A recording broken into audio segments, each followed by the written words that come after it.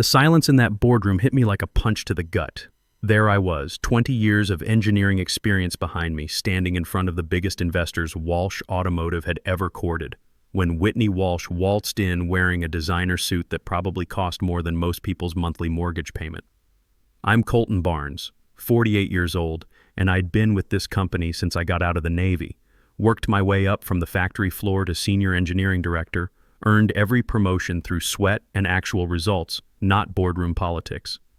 Sorry to interrupt, Colton, Whitney said, though she didn't sound sorry at all.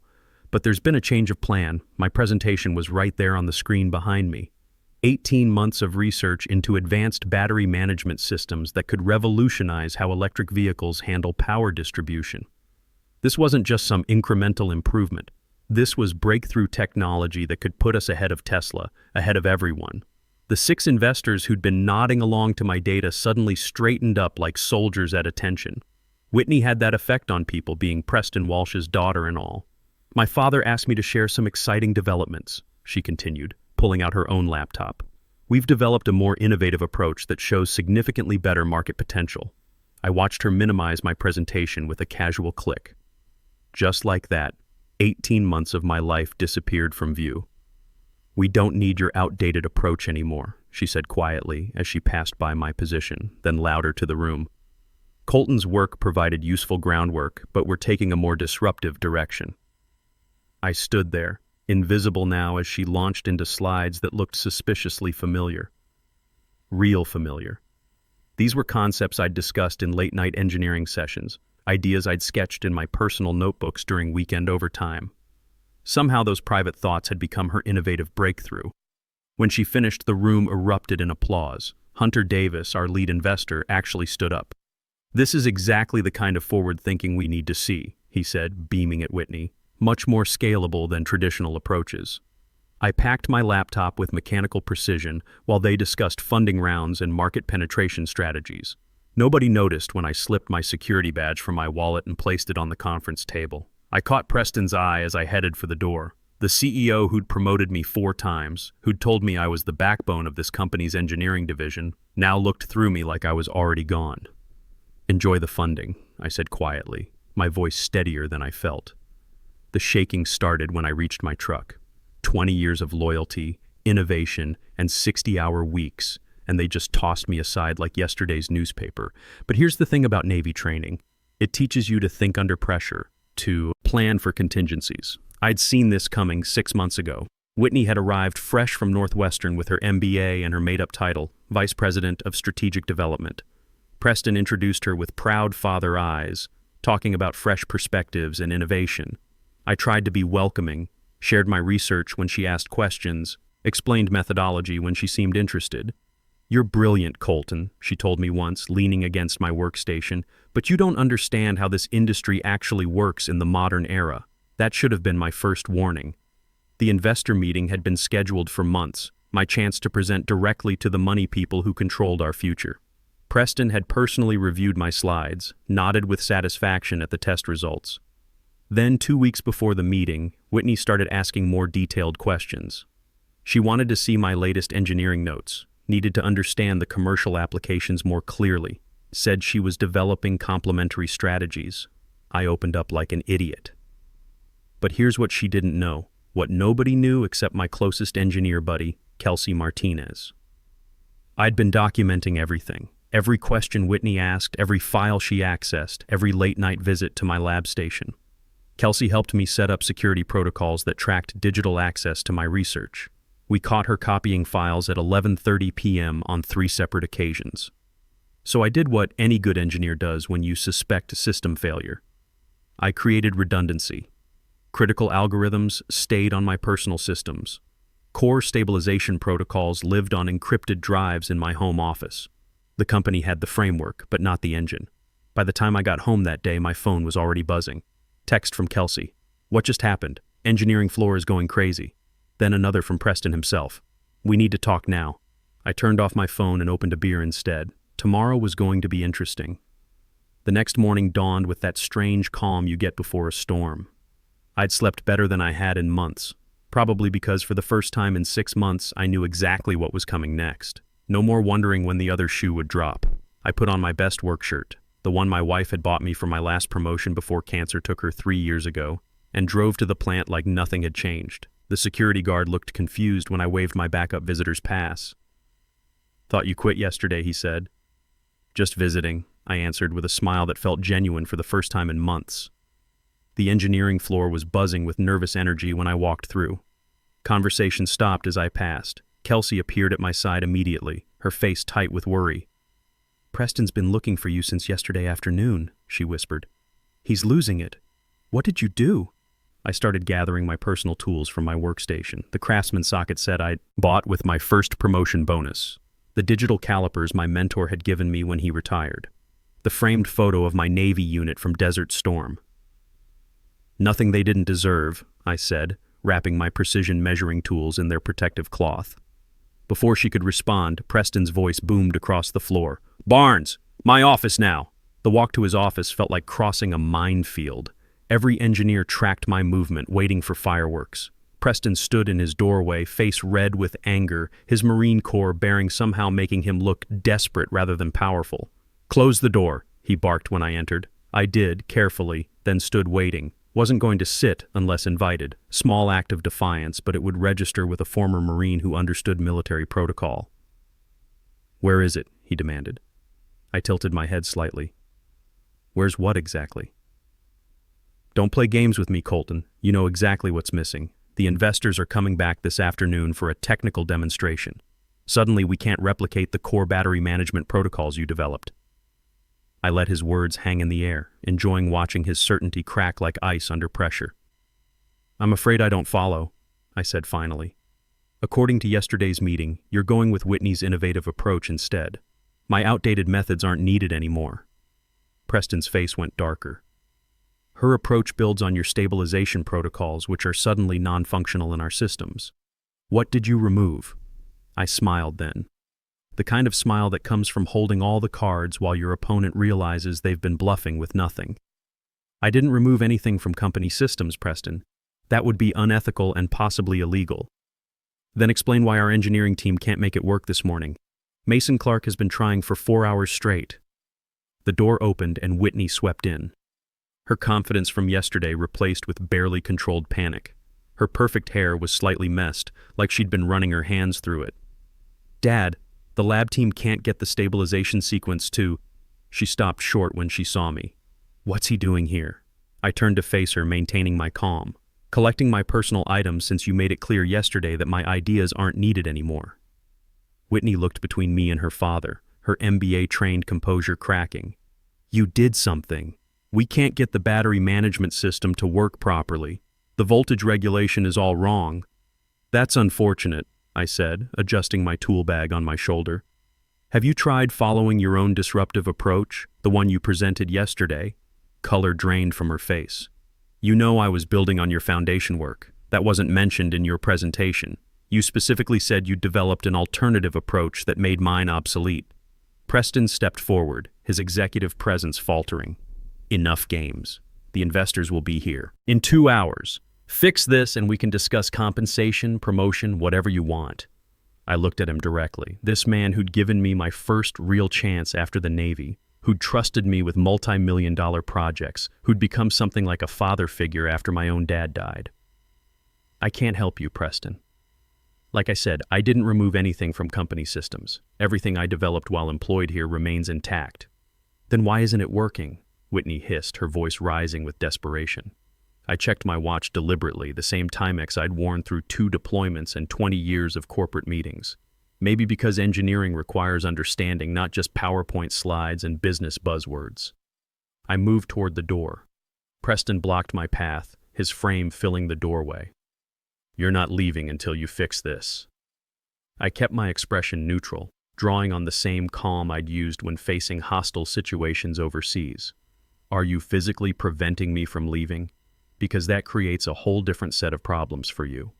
Preston was ruthless, calculating, privileged, but not stupid. He'd built this company from a 2-person garage operation. He understood consequences. After a moment that felt like an hour, he stepped aside, jaw clenched tight enough to crack teeth. "This isn't over," he said. Actually, it is, I replied, walking past him. I quit yesterday. Remember when your daughter announced my methods were outdated? I felt their stares burning into my back as I walked through the engineering floor. Colleagues who had been whispering minutes earlier now watched in stunned silence. Most would never dare to stand up to Preston. His reputation for crushing opposition was legendary in Detroit automotive circles. As I reached the main door, Whitney's voice rang out, high and strained. He sabotaged us. He must have. I didn't turn around. Didn't need to see the expressions to know the damage was spreading. Doubt, confusion, fear. The investors would arrive to find chaos instead of confidence. The perfect presentation Whitney had delivered yesterday would crumble when they asked for live demonstrations. Outside, I took my first clean breath since entering the building. The Michigan air felt different somehow, cleaner after the suffocating tension inside. I checked my phone. 3 missed calls from unknown numbers and a text from Kelsey. Whatever you just did, the investors are here early and Preston looks like he's having a heart attack. Engineering team is in full panic mode. I sat in my truck but didn't start it immediately. Instead, I watched the main entrance, waiting. Military training teaches you patience, how to observe before acting. 15 minutes later, Hunter Davis arrived with the full investment team. Expensive cars, confident strides, people accustomed to being catered to, expecting polished presentations and flawless demonstrations. They had no idea they were walking into a complete disaster. My phone rang 20 minutes after that. Unknown number, but I recognized the area code. Colton speaking. This is Hunter Davis. His voice was tight, controlled, but I could hear the strain underneath. We need to talk. I'm listening. Not over the phone. Where are you? I looked at the glass building gleaming in the afternoon sun, watching people hurry in and out of the main entrance like ants from a disturbed hill. Close by. Meet me at Murphy's Diner on Industrial Boulevard. 15 minutes. He hung up without waiting for my response. I smiled at my reflection in the rearview mirror. Right on schedule. When I walked into Murphy's, Hunter was already in a corner booth, far from other customers. His usually perfect appearance showed stress. Tie loose, sweat on his forehead despite the October chill, expensive suit wrinkled like he'd been pacing. I ordered coffee and a piece of apple pie before joining him, taking my time, establishing control of the interaction. The waitress, a woman about my age with kind eyes, seemed to sense the tension. You boys having a business meeting? She asked with a smile. Something like that, I replied. What happened in there? Hunter demanded when I finally sat down. I sipped my coffee, noting he hadn't ordered anything. You'll have to be more specific. Don't play games, Colton. Yesterday, Whitney presents revolutionary battery technology that could change the entire automotive industry. Today, nobody can make it work, and Preston looks like he's about to have a nervous breakdown. Sounds stressful for them. Hunter leaned forward across the scarred Formica table. 6 investors are ready to commit $45 million in funding, but not if this is smoke and mirrors. We don't back companies that can't deliver on their promises. I nodded thoughtfully, cutting into my pie. Smart investment philosophy. What do you want? Direct now. He recognized negotiation when he saw it. Want for what? To fix this. To make the technology work like it did in all the preliminary reports we reviewed. The lab results were impressive, Colton. This isn't some pie-in-the-sky concept. I'm not employed there anymore. That can change. He pulled out his phone, scrolling to what looked like financial data. Your salary was $140,000. We can double that, triple it, plus equity stake. I shook my head, taking another bite of pie. The apples were perfectly seasoned, reminded me of the ones my grandmother used to make when I was a kid, visiting her farm in Ohio. You're negotiating with the wrong person, Hunter. His eyes narrowed. What does that mean? Means I'm not interested in going back to work for Preston Walsh. Then what do you want? I took another sip, letting him wait. Outside, I could see Walsh automotive employees heading to lunch, probably talking about the chaos happening inside their building. You're investing in specific technology, correct? Battery management systems that allow efficient power distribution with minimal energy loss, extending electric vehicle range by 40%, yes. And you verified this technology works, that it's reproducible, scalable, commercially viable? He shifted uncomfortably, his confidence wavering. The preliminary data was compelling. But this morning, I finished. This morning, nobody could make it work. Doesn't that concern you as an investor? It would concern me more if I didn't think you were behind it somehow. I smiled, the same expression I'd used when poker-faced interrogators tried to break down junior sailors during training exercises. That's quite an accusation. Am I wrong? Let me ask you something, Hunter. In yesterday's presentation, who did Whitney say developed this technology? He frowned, thinking back through the carefully choreographed presentation. She presented it as the company's innovation, her team's breakthrough. I nodded slowly. Interesting. His expression changed as understanding dawned like sunrise over Lake Huron. You're saying she didn't actually... I'm saying you should be very careful where you put 45 million, especially when the person presenting can't actually deliver what they're selling. I stood up, leaving my coffee half-finished and a $10 bill on the table. Call this number at 8 a.m. tomorrow if you're interested in seeing what actually works. I handed him a business card. Plain white, no company logo, just a phone number in simple black text. Wait. Hunter reached for my arm but stopped short of touching me. We need to continue this conversation. Tomorrow morning, I said, if you're genuinely interested in the technology rather than just the presentation. By the time I got home, my phone was lighting up with messages. The engineering floor was in complete disarray. Technicians couldn't replicate results that had been consistent for months. Whitney was blaming equipment failures and suggesting sabotage. Preston was threatening terminations if anyone couldn't fix the problem by end of business. Kelsey texted, Preston just fired Mason Clark for suggesting the process might be fundamentally flawed. This place is losing its mind. What did you do? I didn't respond immediately. Instead, I opened my laptop and began preparing for tomorrow's 8 a.m. meeting. Everything needed to be perfect. Professional presentation materials, technical documentation, legal papers I'd been preparing for months. At 7:30 that evening, my doorbell rang. Security camera showed Preston standing on my front porch alone, his company Mercedes idling at the curb with no driver visible. He'd come personally, without backup, without witnesses. I considered ignoring him, pretending I wasn't home, but this confrontation was inevitable. Had been building for 6 months. Better to handle it on my terms, in my space. When I opened the door, he looked older than he had that morning. The powerful CEO facade was cracking, showing the worried father and desperate business owner underneath. May I come in? His voice lacked its usual commanding tone, carried a note of something I'd never heard from Preston Walsh before, uncertainty. I stepped aside, allowing him entry but saying nothing. He glanced around my modest living room, taking in the engineering journals stacked on my coffee table, the small desk cluttered with technical drawings, my old Navy photos arranged on the mantel. The home of a working engineer, not a corporate executive. The investors walked out, he said finally, his voice barely above a whisper. Sorry to hear that, I said, though we both knew I wasn't. No, you're not. There was no anger in his voice now, just exhaustion. You planned this whole thing. I planned nothing, Preston. I protected my work and then quit when your daughter made it clear I wasn't valued. He winced at my directness, sinking onto my couch without invitation. Whitney was overzealous. She shouldn't have presented without crediting your contributions. Contributions? I laughed, the sound harsh even to my own ears. That's one way to describe developing the entire system from scratch. We can fix this, he said, looking up at me with something approaching desperation. Come back. Full credit, higher position. Name your terms. I studied him, this man who'd once represented opportunity to me, who'd given me chances to prove myself when other companies passed me over for younger engineers with fancier degrees. Why would I trust you now? Because without you, we lose everything. The company, the funding, 400 jobs. You mean everything I built while you took the credit and your daughter learned to steal? He flinched, but didn't deny it. We sat in silence for a moment, the weight of 20 years hanging between us. What do you want, Colton? I want you to leave.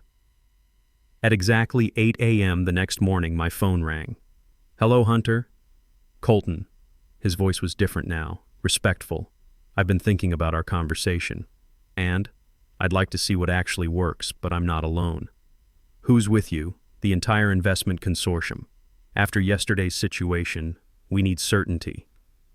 2 hours later, I stood in front of 6 of the industry's most powerful investors in a downtown Detroit conference room I'd rented. No Preston, No Whitney, just me, and 20 years of real engineering experience. Before I begin, I said, setting up my equipment, I want to be clear about something. What you're about to see belongs to me personally, not to Walsh Automotive. Hunter leaned forward. That contradicts what we were told. I imagine many things you were told won't hold up to scrutiny. I launched into my presentation, explaining the real methodology behind the battery management breakthrough, demonstrated the results with systems I'd built in my garage, let them verify efficiency themselves. No PowerPoint magic, just working technology they could touch and test. When I finished, silence for several seconds. "This is remarkable work, Colton," Hunter finally said, "but it raises serious questions about what happened at Walsh. I can answer those questions, but first, do you want to fund the actual innovation or just presentations about it?" Another investor, Brooke Hamilton, spoke up. "Are you saying you've started your own company?" "Precision Engineering Solutions, Incorporated 3 weeks ago." Hunter's eyebrows rose.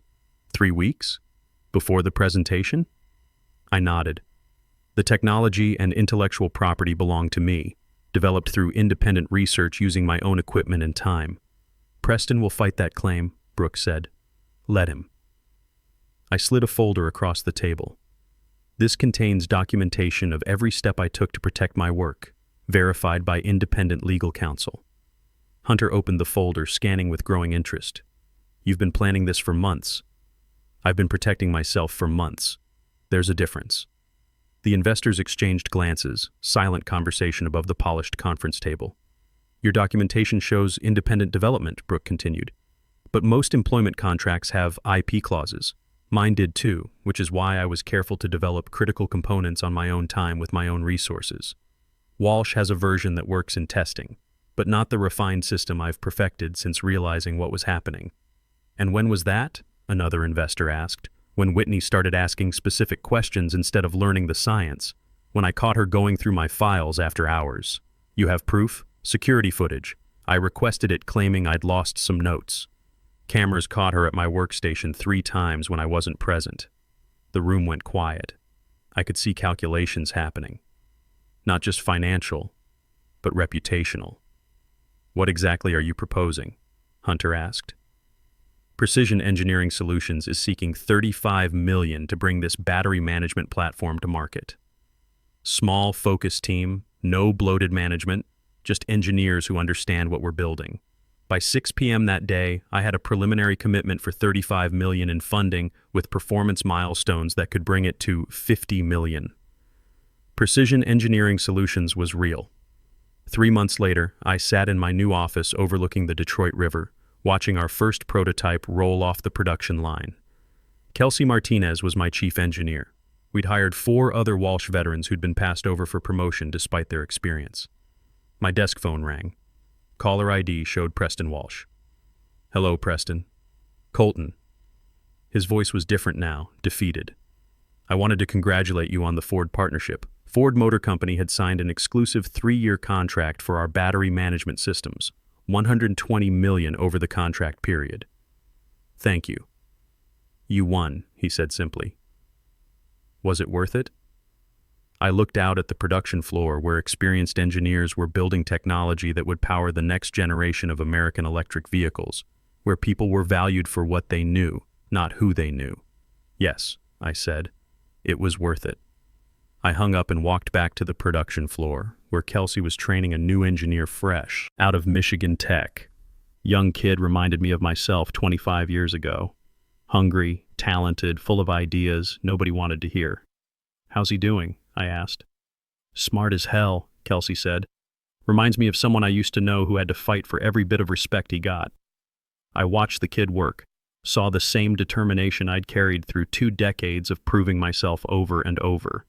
The difference was, here he wouldn't have to fight alone.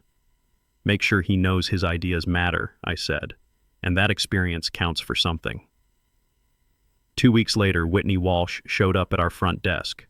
Security called up, asking if I wanted to see her. I almost said no, but curiosity got the better of me.